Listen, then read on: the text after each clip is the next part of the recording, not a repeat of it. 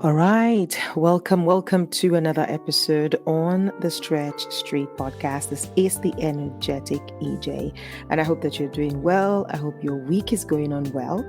I hope it's been productive so far. And I hope that the rest of it is going to be amazing for you as well. Today on the show, we're back again with another story, another person sharing their challenges and the life lessons that they've learned from it. Today on the show, joining me on the show today is Musa Bello. He's popularly known as Sodium. We're going to find out a little bit about that. He's a renowned trainer, he's a facilitator and coach with a passion for inspiring people to live fulfilling lives. As an empathy strategist, NLP practitioner, professional MC, and emotional intelligence and relationship coach, Musa has dedicated over 5 years to helping individuals and organizations unlock their full potential through the power of emotional intelligence. He is the founder of Mubell Empathy Academy, where he teaches emotional intelligence in the most relatable and practicable way, enabling lasting impact in the shortest possible time. He is also the author of Daily Emotional Bliss, a book that has guided hundreds in mastering their emotions in today's fast-paced world. And so in this episode, we'll be exploring the challenges that Musa has faced on his journey, the life lessons he's learned, and the incredible impact he's had on people and communities around the country, the nation, and the world generally. We'll also dive into some of his strategy to developing and maintaining emotional balance, because that's something that we all need in this time, right? And so I'm hoping that you're going to learn a lot from this conversation today. I am looking forward to the conversation myself. So whether you're looking to enhance your emotional intelligence, you want to lead with empathy, or you just want to hear another inspiring story, then you do not want to miss this episode. So grab your cup of tea, your cup of coffee, as we get into the conversation with my guest, Sodium. That's what is popularly called, but his name is Musa Bello. No matter how dark the night is, the sun always rises. No matter how hard life gets, keep moving forward. You never know what amazing things are waiting just around the corner. No story is too rough and no journey is too tough. Join us on Stretch Street to be inspired by the stories of people who have been through it all and come out stronger. Stretch Street Podcast. Stretching without snapping. All right. Hello, Mr. Musa Bello. How are you today? I'm doing great, and I'm so excited to be here right now. Fantastic. I'm How are you glad doing, that energetic? I am well. Thank you very much for asking. Right. So let's start with what is sodium? Are you a chemical? How did you come about that name? Okay, so I get that a lot, and I will just say this. Sodium started all the way from JS2. Hmm. That nickname started from JS2 when I was in a Federal Government Boys College, Apo in Abuja, you know. So, back then I was in a boarding school. So back then we had our sportswear. I was in Blue House, Independence House. So we were fond of writing the names of popular players then. We write it at the back with our permanent marker. Some of us, I used to write Carlos, some we write Lampard based on the popular Zidane, the popular guys there. But one day I just woke up, I said, I just want something unique, not something popular.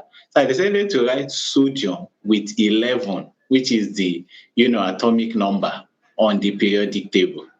Fast forward, I wanted to study medicine all my life. I wanted to become a medical doctor. Fast forward to Uni Abuja, guess the department I found myself, industrial chemistry. So it was So it was as if I saw the future when I was picking my nickname. So many people would have thought that it was because of the department that I now gave myself sodium. They Sodium. wouldn't know that the name has been there even before the course chose me, before I now fell in love with the course. Oh So my goodness. Wow. you know, Interesting. and so anytime I join, and that name always stick with any audience because they were like sodium. Like, are you a chemical? Sodium that speaks. But the sodium we know does not speak. I say, yeah, this is the sodium that speaks. You know. Right. So I Right. wanted to Right. study medicine and I got Mm. myself into the healing industry at last. So I'm not a medical Right. doctor, but I can proudly tell you I'm an emotions doctor and a relationship Mm. doctor. So I'm still Mm. healing life and I'm still connecting back to my childhood dreams. So it gives me so much fulfillment and joy. I love So, it. and the way I connect to sodium when I'm with an audience, because sodium always asks one electron to donate, 281. Don't let me go to chemical incline, but No, there's go always there an because I know electron to people donate. who are So, chemistry students would be like, oh, okay, okay, so please. all right, all right. So sodium always has an electron to donate, so for it to be stable, to achieve octet configuration. So I'm always looking at my audience as, okay, I always have that extra energy to give, extra energy. So I'm donating from a place of abundance, 2 8 octets. So the one, Hmm. I'm always willing, okay, there's something, I can donate kindness here. I can donate joy here. I can donate forgiveness here. So that's the way I connect with the name on a soul level. Wow. So it's beyond just that nickname. So I connect, and when you call me sodium, you always get that extra vibe from me. So that's it. Oh my goodness, this I can so relate with what you're talking about because it's almost, it's not the same story, obviously, but I love that connection that you have with the name that you chose. Okay, this is a name I want to be known by. For me, it's energetic EJ. And it's almost like every time somebody calls that name, they are re-emphasizing the essence of the name, right? Yeah, I've been in situations where it feels like maybe I'm a little bit down or something, and somebody just mentions the name and they're like, "Where is the energy? Where is the energy?"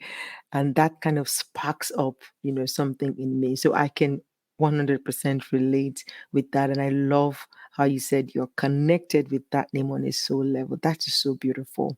So let's just dive right in. You studied industrial chemistry. You wanted to be a doctor. Now you're healing in another area, emotions and things like that. First of all, give us a picture of how that transition happened from you studying chemistry, you talked about, versus you ending up to be a trainer and a coach. Give us that background or that backdrop, and then we can talk about some of the challenges that you faced on that journey. It all started like this. When I finished from the university as a graduate. I've always loved research, reading, trying to get better personal development in general. I attended events, from the likes of Mr. Feladu to Dr. Lango Lushola, different types of events when I was in Lagos then, around 2015, 16. But something now hit me, and I said, okay, I'm at a place in my life where at that point I was not even thinking of being a trainer or a coach. I just wanted to help myself. Right. Hmm. That was hunger, not even trainer or coach or anything. So I started going, I saw development in myself. Then I noticed something that was a challenge for me.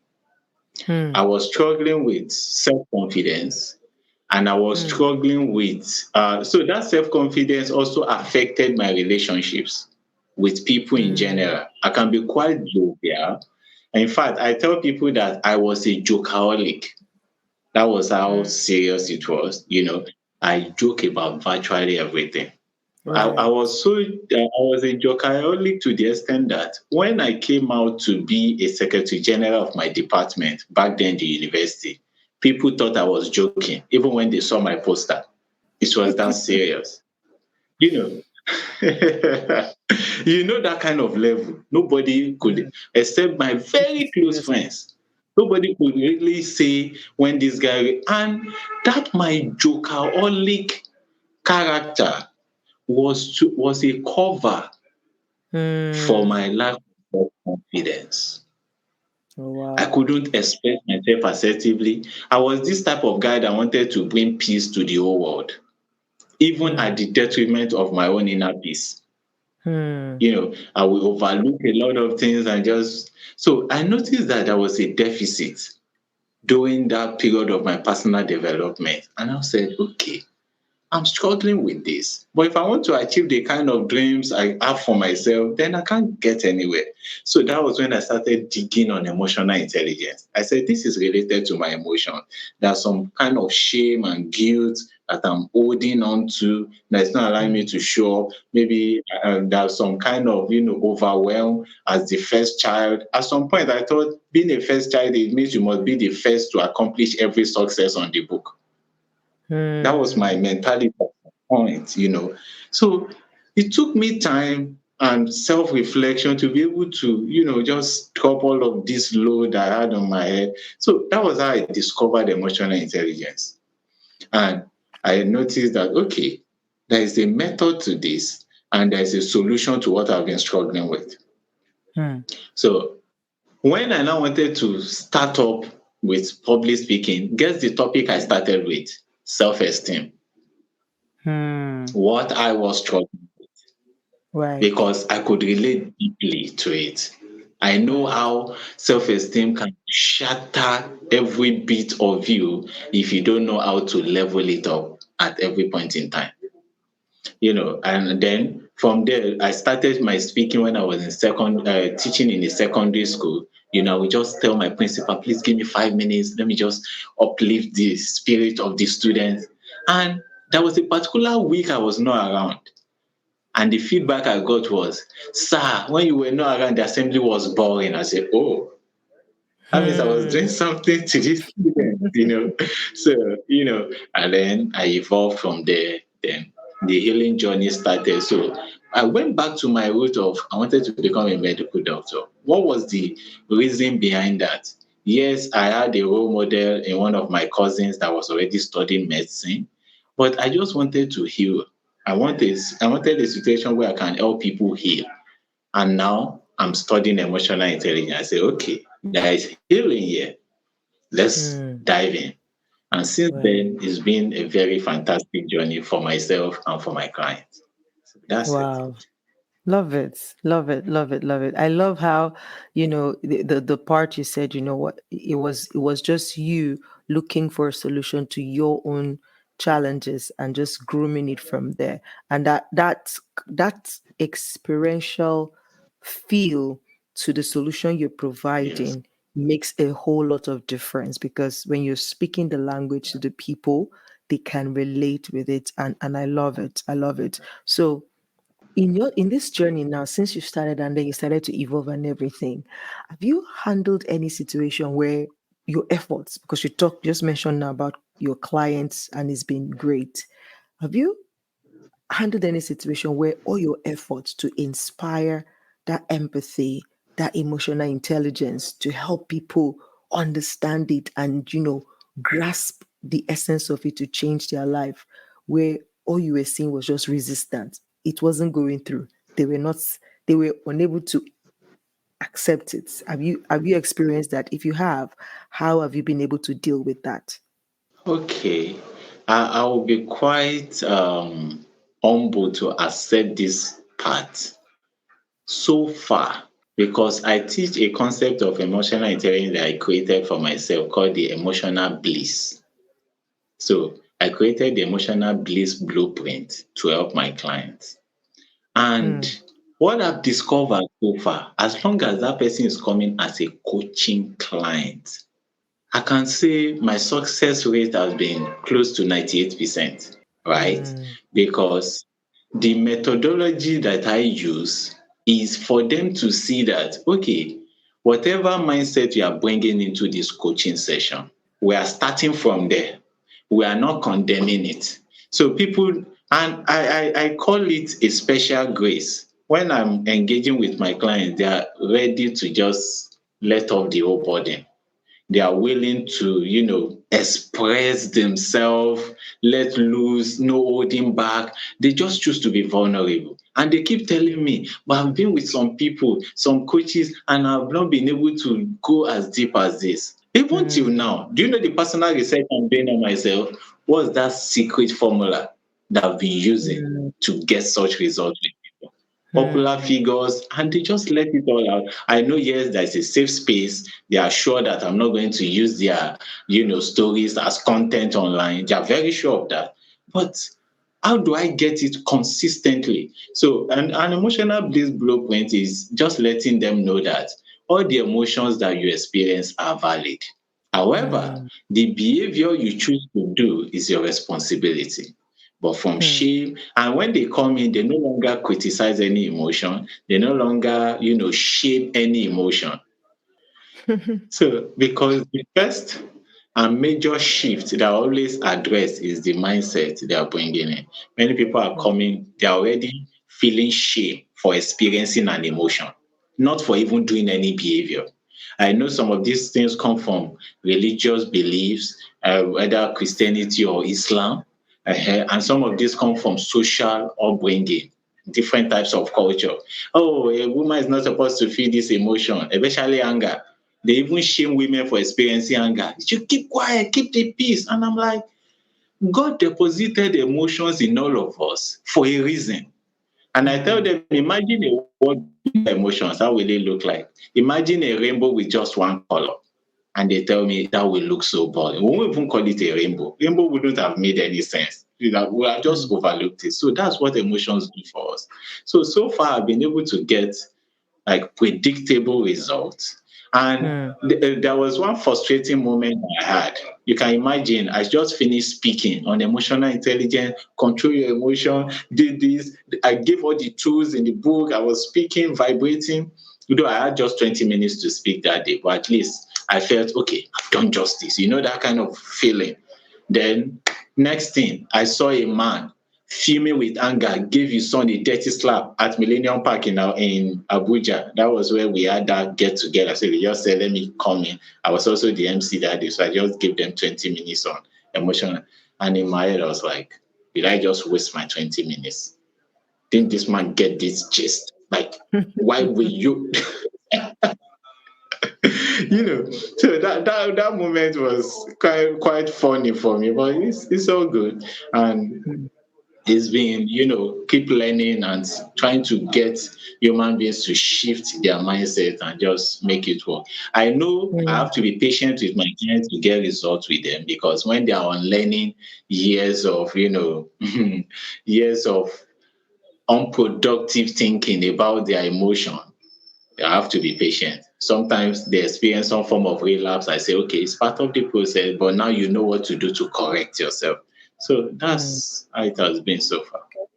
That's interesting to know, and that's a good feedback. To know that most of your experiences so far has been very almost like smooth in the sense that you've not experienced any resistance to your framework. So now it even makes me more curious to know about that framework. Do you want to share a little bit with us for anyone listening right Okay. now? So that that, okay, what is this about? What's this framework about? Why is emotional intelligence important? Thank you for giving me the opportunity to share this brilliant framework with whoever is listening right now, because they can start to use it for themselves, right? So, emotional bliss blueprint comprises of three major, steps, which is awareness, transform, engage. So, emotional bliss, I define it more as an experience, not just a definition, but I only attempt to define it because it's better Mm, experienced.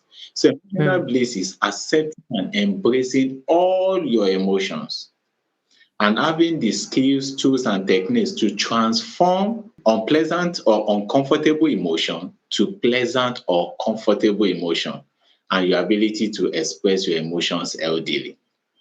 So, without my definition alone, and if it is well digested, we already know what mindset to shift. mm, So, For every training that I'm having, I just tell them, even if I'm giving just 2 minutes to speak, I must reiterate this point for them to, put it inside their head and their soul, which is my emotion is my friend, my emotion is my responsibility, my emotion is my superpower. What? And some of them will look at me, why will you tell me anger is my friend? And I tell them, have you ever stood up for yourself when you felt cheated? That was anger, but you didn't applaud anger, but you got justice. So that means anger is your friend. But anytime you don't know how to use anger and you become aggressive, you blame anger. And there is even a letter I said, anger go to the human race, where anger was lamenting. I don't get all the accolades. Everybody, give all the accolades to happiness. They don't know what I do for them. Anger was lamenting. In fact, anger became angry in that letter.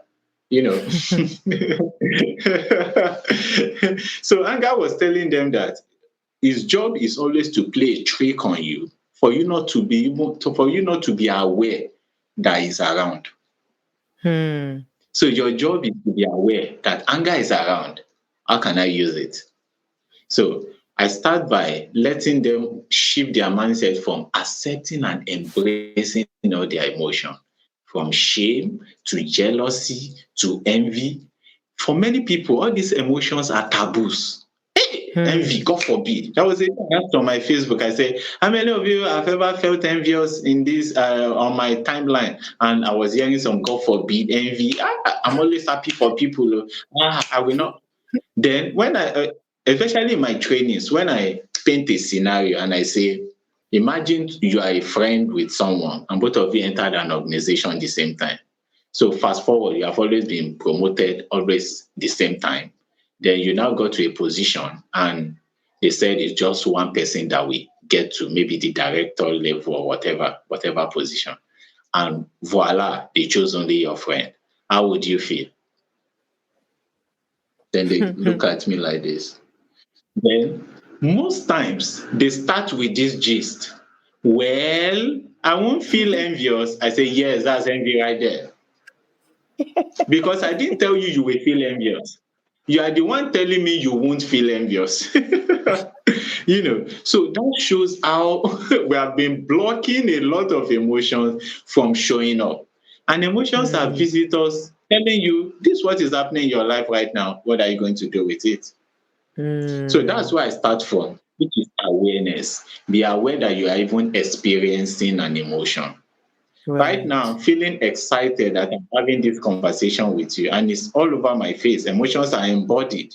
I express it facially with my voice. If I wasn't enjoying this conversation, my voice will show it. My facial expression will show it. Right. So it starts with awareness. Can you take your pause for you to know the emotion you're experiencing at the moment? And I was writing an article that I'm developing for my LinkedIn about how artificial intelligence can improve emotional intelligence. So we have some wristband, and even we have some smartwatches that can tell about your heartbeat. So if your heartbeat is not the normal rate, you can sense that maybe you are feeling anxious about something. You see, you are gauging yourself. So what am I feeling? And I tell people you are not your emotion. You can only feel your emotion. The same way you cannot say because water is flowing through a keg, that means that keg is water. Flowing through a pipe, that means that pipe is water. So you are not your, stop saying I am angry. I am feeling angry. I am feeling happy. So you can detach from that emotion and see it from an experiential level. That this is what I'm feeling. And I say, from awareness, you now know what you're experiencing. Now let's move to transformation. The game changer now is, for me to understand emotion properly, I had to go and study the laws of thermodynamics again. We did it in secondary school, university, undergraduate level. And now discovered that the first law of thermodynamics just changes the game. And what does it state? It says, energy can neither be created nor destroyed, but can be transformed from one form to another. What is emotion? Energy. So why are we suppressing something that is already there for us to transform? So when you now know that it's all about transformation, all emotions are deposited in you, all of them. They just Right. need one form of trigger or the other. So you now start to see, okay, it's all about transformation, right? Let's go there. It's not even about management. So I can transform envy to gratitude. I can transform anger to serenity. The game starts to change.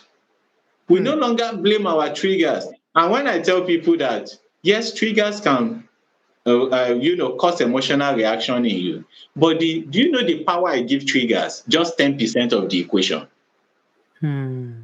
Just 10% of the equation. So the 90% of remaining the 90. equation is your emotional state Yeah. before the trigger arrives.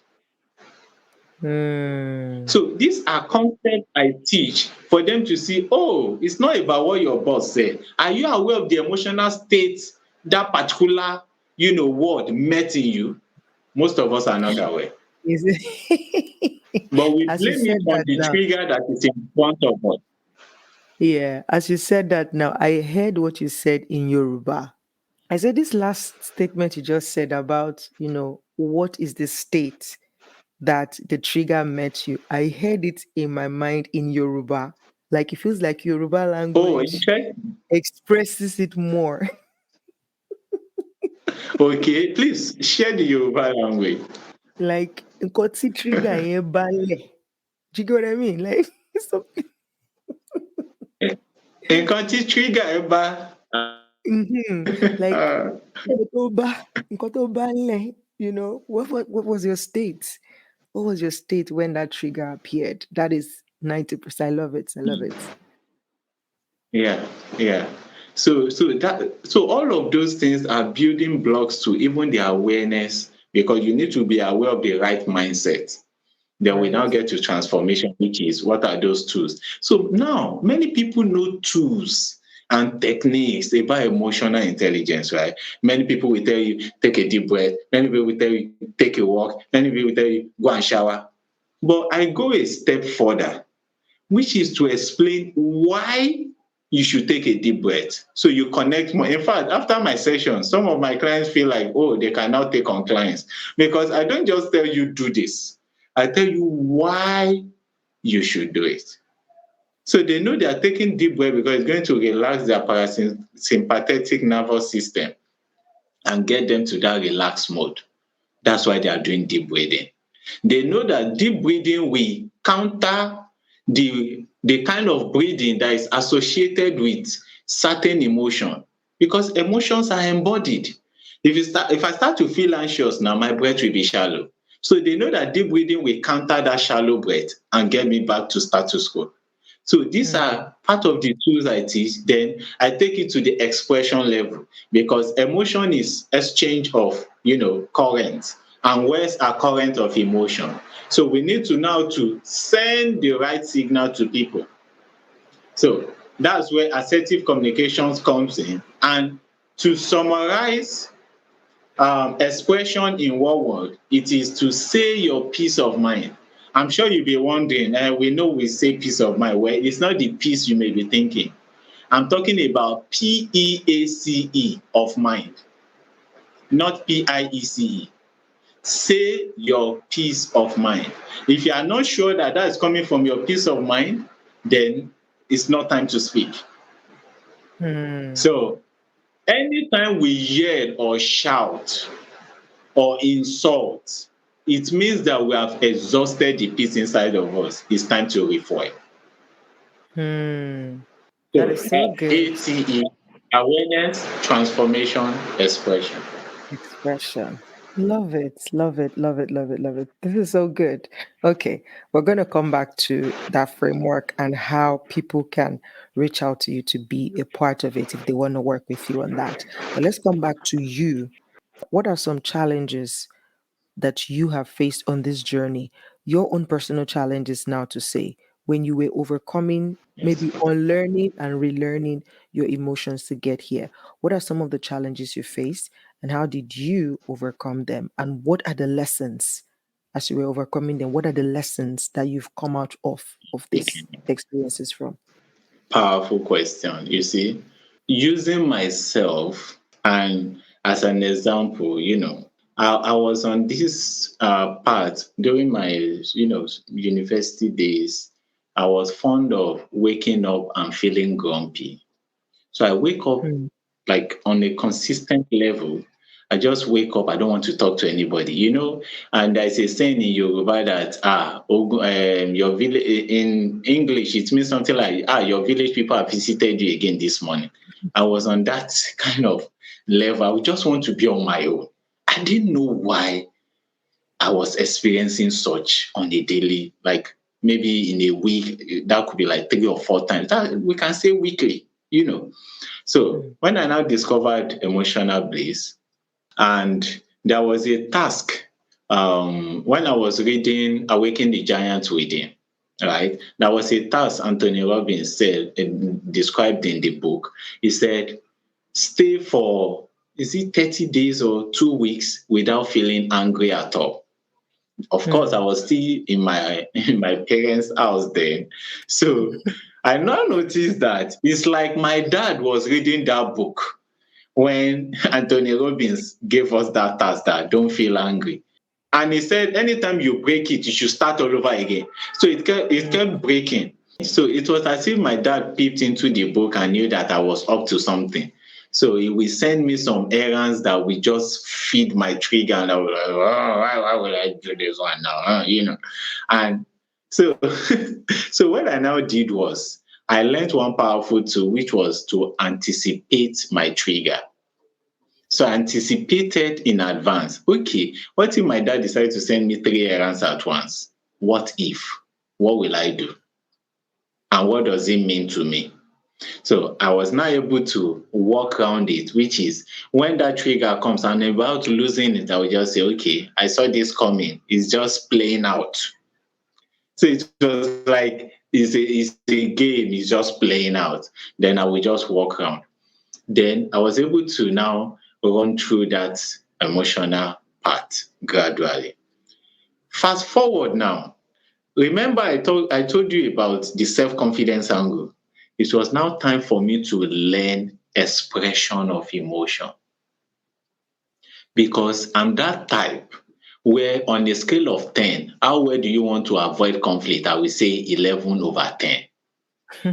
I can do anything to avoid it because I want the peace now. I thought I was the peace holder of the universe. So that was a big struggle for me. And guess what? Till date now, I still find it a bit challenging, but because of how far I've gone and how I'm willing to go in the journey, I now change the conversation from confrontation to conversation. Mm. So I want to have a conversation with someone, not that I want to go and confront someone. Depression. So that relaxes my nerves a bit. And I'm like, okay, so how do I communicate this in a way that I'm going to preserve my dignity and preserve the dignity of the other person? So Mm. that's it's still a struggle, but I have to rehearse this Right. despite all the skills, the Being, tools, yeah, because it's something I have to unlearn. It's like mm, it's so so strong. ingrained in my own wiring. Mm. So that has been my own major struggle, the expression part. That kind of person that if you do something for me in the past, just say, okay, you will learn. Then I will do one form of attitude, passive communication. I was Mm. scoring 120 or 100 if there was an exam for that. So I would say that part is something that I still have to rehearse up Yes. till now to Mm. make it happen. So that's Mm. been like a major challenge. Yeah. Wow. Wow. So share with us some life lessons that you can leave with us to say, see, on this journey that I'm on, these are lessons that I've learned. And if you can learn it, it might shorten your own journey or at least help you go through whatever challenge you might be going through. What are some life lessons that your experience have taught you? Uh, One important life lesson I've learned is that keep showing up. Success is closer than you can imagine. I've always heard that too. But you know, when you experience something, there's a way you start to connect to it. Right. So, talking about what I do, emotional intelligence, right? I started from that passion of I want to help people, I want to help them master their emotion. I know how it affects their relationship, how it affects their sexual life, how it affects their performance, and all of that. Then, when you are passionate, you also want to get reward for your passion, like Right. almost instantly, you know. And I said, okay, but they tell me I should post on Instagram, post on Facebook, do all of that. And I'm doing my own beats. Yes, yeah, consistent here, consistent there. Voila. All the way from Canada, right? A grandma saw my content on Facebook and she connected beautifully to what I've been writing. I've gotten a lot of feedback about my content, but it's as if our own was so different. She connects to it on a deep level, telling me that in her 80 years of existence, the way she connects to my writings, she can't describe it. Hmm. And I'm like, I'm just sharing.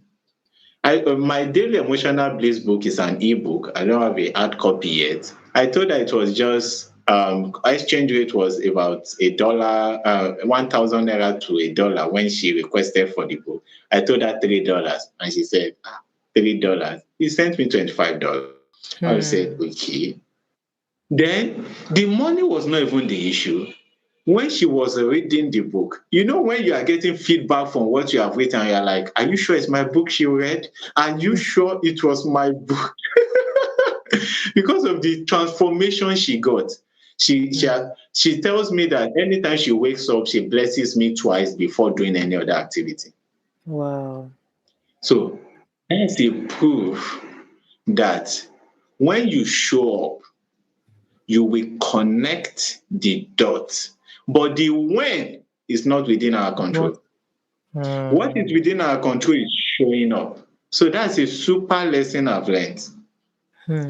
And another super lesson in the field of coaching, I don't know whether it applies to other field, is you cannot command the fees that you are not willing to invest in yourself. Hmm. If you want to charge $1 million, be willing to invest $1 million. And this year I just saw it working literally. Hmm. So the higher I'm willing to go to invest in myself, the greater the chance of attracting the kind of clients that will pay me the kind of amount I want to charge. Right. So Hmm. those two super lessons are the ones I can pick right now, and anybody can just connect to it. And Run with even when they it. want to give up, they start to see that okay, this thing, I don't have control of the when, but I have control of what I can put out, the energy I throw to the universe and Right. everything like that. Right. And the truth is, regardless of the when or how long it takes for the when, is that it would definitely come back if you don't stop, if you don't give up, if you don't just bullshit it. Sometimes it's like, yeah, maybe it's not exactly where you're going, but in the showing up, it will lead you to where you are supposed to go just because you've refused to give up. So, and I know that that Exactly. weight is what is weary, is what is wearing people out, is what people are not willing to stick to. Like, Yeah. how long? How Yeah. long? It's been 5 years. How long? Exactly. It's been 10. How long? And it can be frustrating. I can tell you that for free.